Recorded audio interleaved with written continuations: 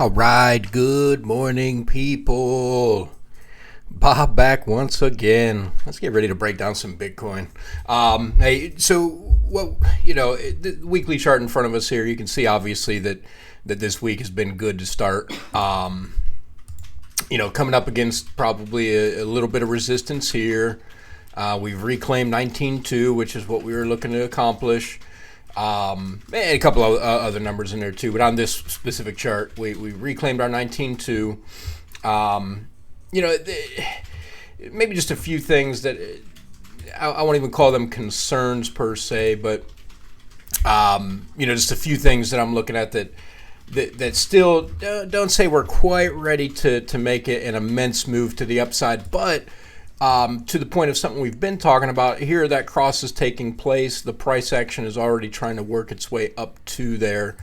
I think realistically from a weekly standpoint, there's a good chance that we do end up here within the next week or two. At least a good chance of that. This yellow line here is going to be problematic. So, maybe it's feasible. We only actually get up to about 21,000, maybe 21.6-ish or so during this week. And maybe it doesn't even get there. I mean, it's still got to do some work here.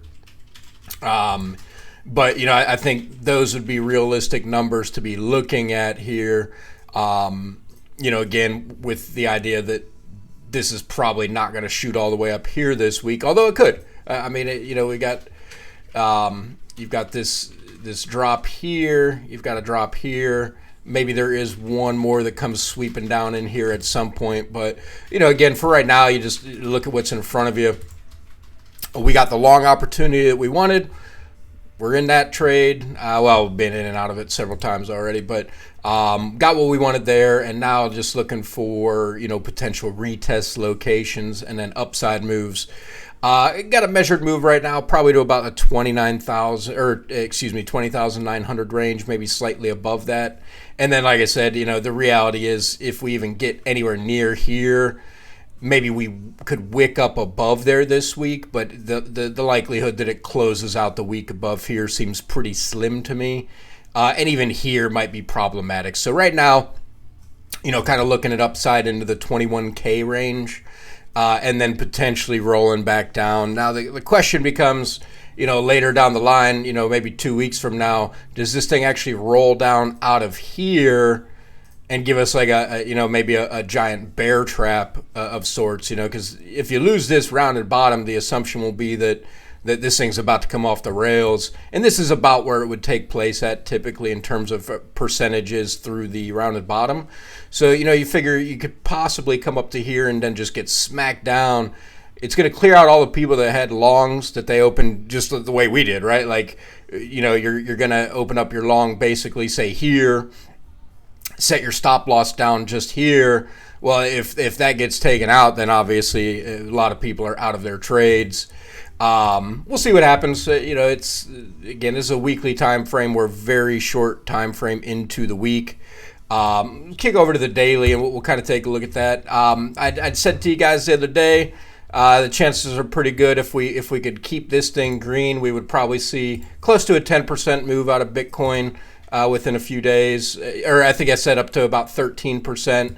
And we're already, obviously we're already making some good progress there. We're up, about 8% right now. So there's probably about, 2 to 3% more out of this move. Just a guess. I mean, it could very well, this trend line here could very well be problematic and just send Bitcoin cascading back down here.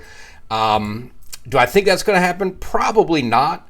But I think realistically, I would love to see it come back and retest this like 19.6-ish range. But it kind of already tested it on the way up. So it's tough to say right now because even just within the last, say, hour, this thing's been back down here to about 20,000. And I've got a couple different charts that would maybe suggest, where that number comes into play. But, part of this is the fact that the 21 simple moving average on the dailies right here, bulls don't want to give that up. That's around 19.9.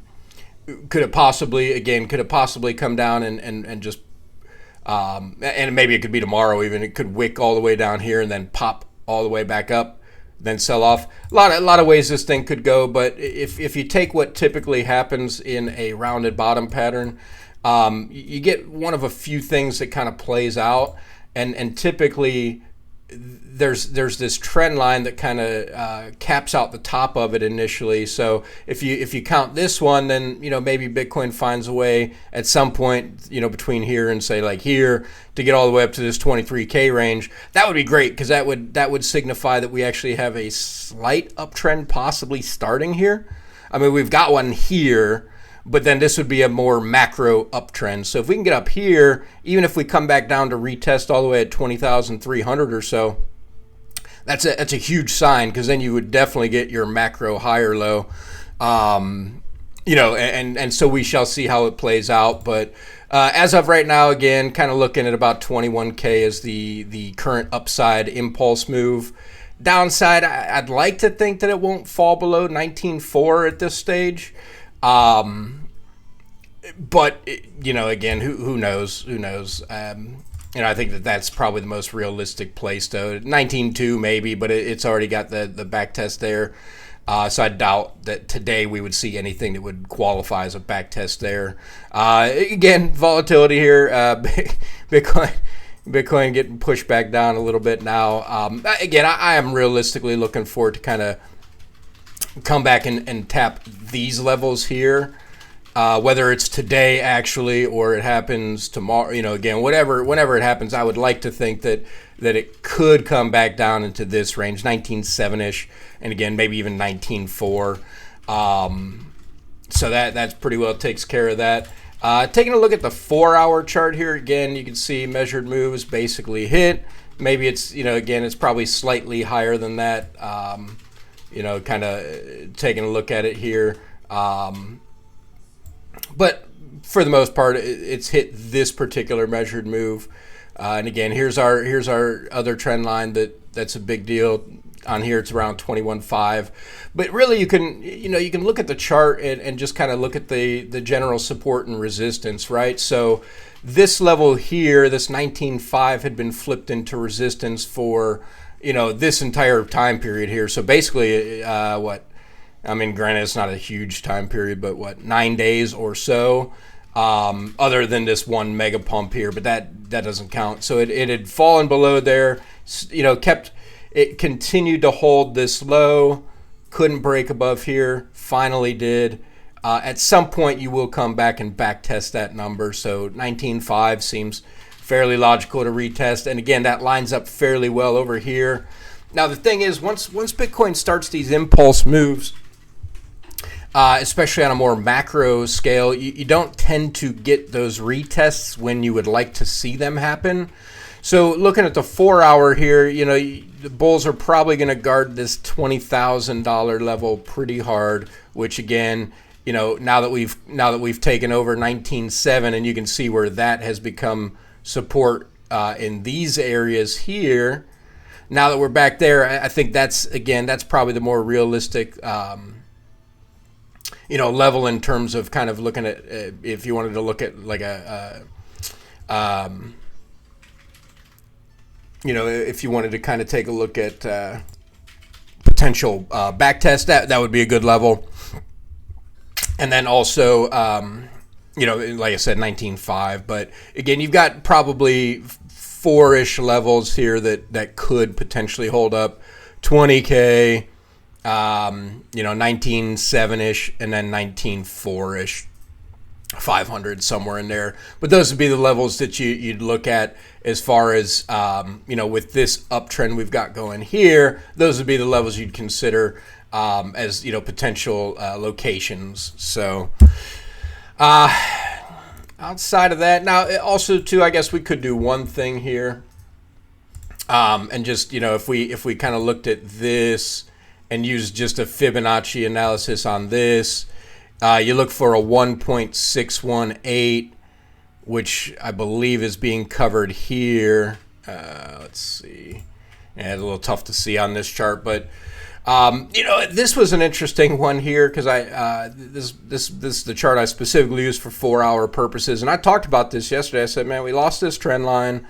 I don't know what the chances are that we come back up here and actually break through it, right? I was actually looking for at least a potential bearish retest here, broke up above it, and you can see what happened since then. So, it's one of those things you just gotta, if you know you've got a certain price level that you've got that's been holding up, you just buy it regardless and you hold it until the green stops.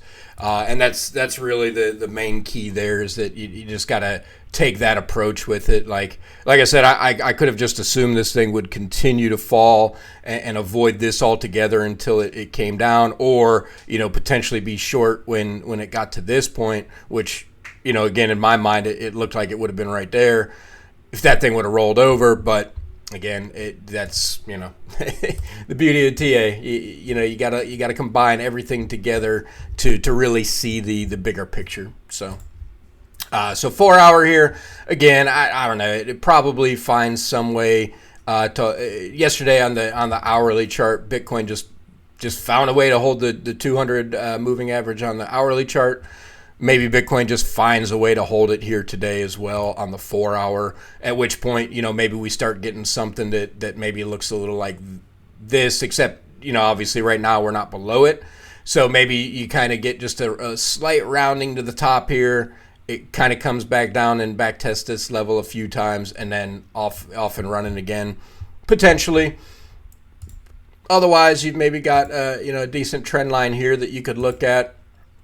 And again, let's say that this thing did kind of cascade its way back down here. Again, 19.8, 19.7, logical numbers, 19.5 potentially. So, got a few different things there that we got to take a look at as far as, potential,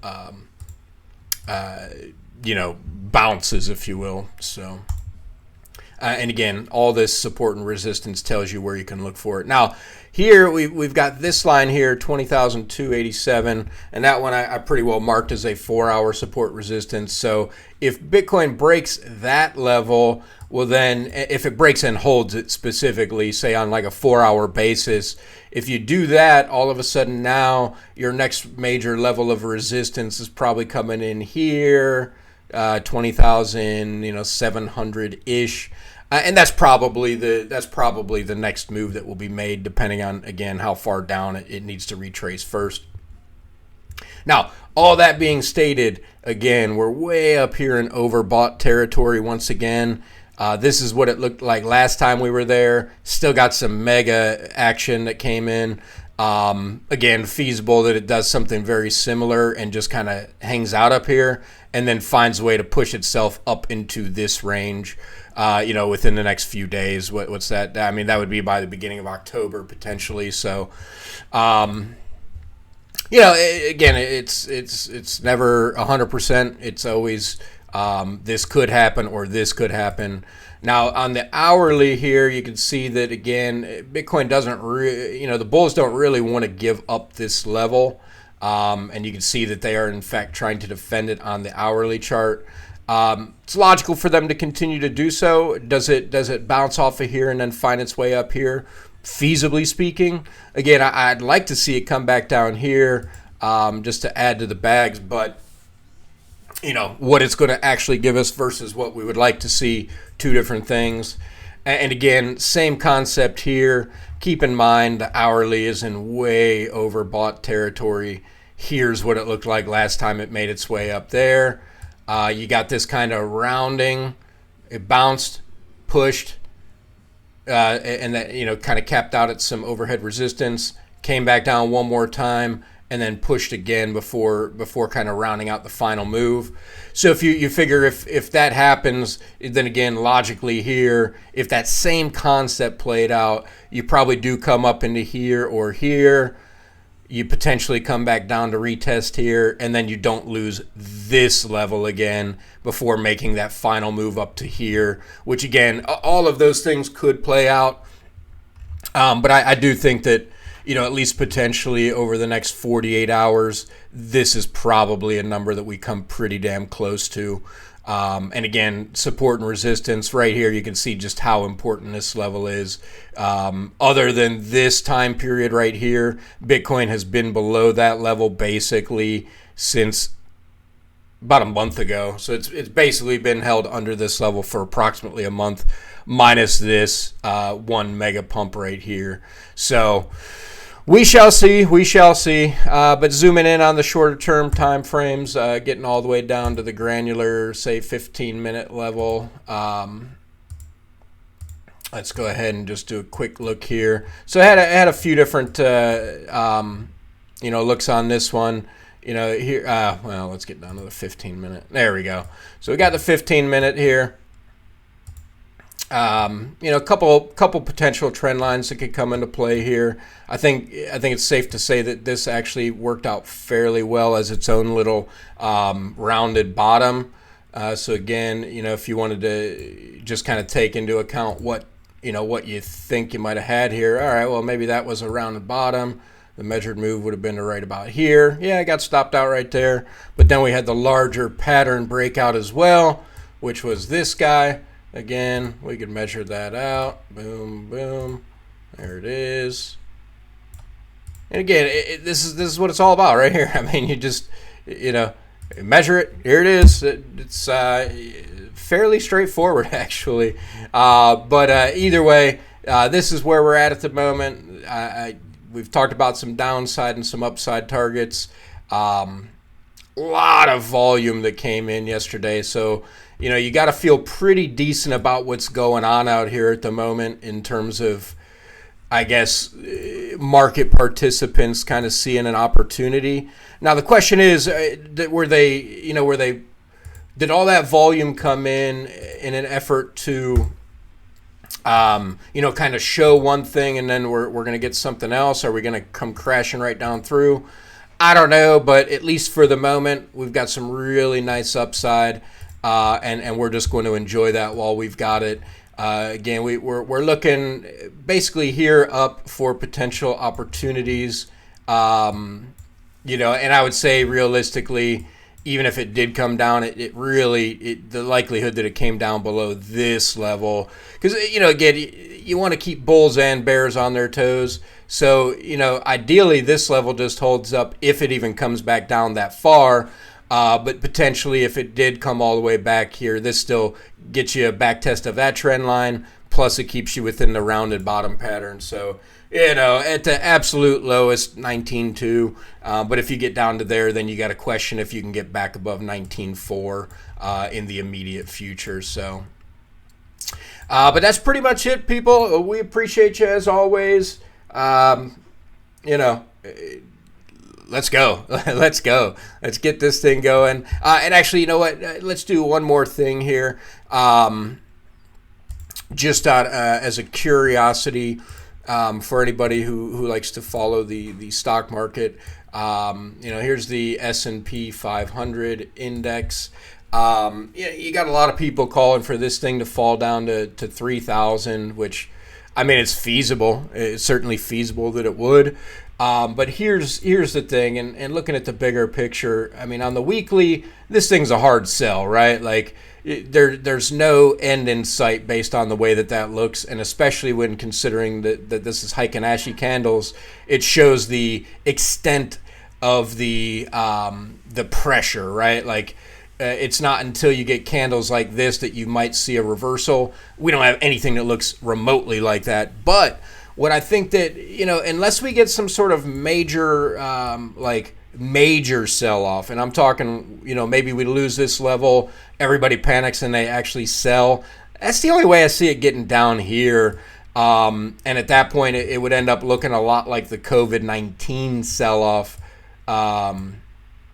where basically you just crap right through the 200 moving average on the weekly chart. Otherwise, it's the first time it's come anywhere near it in 2 years, over 2 years.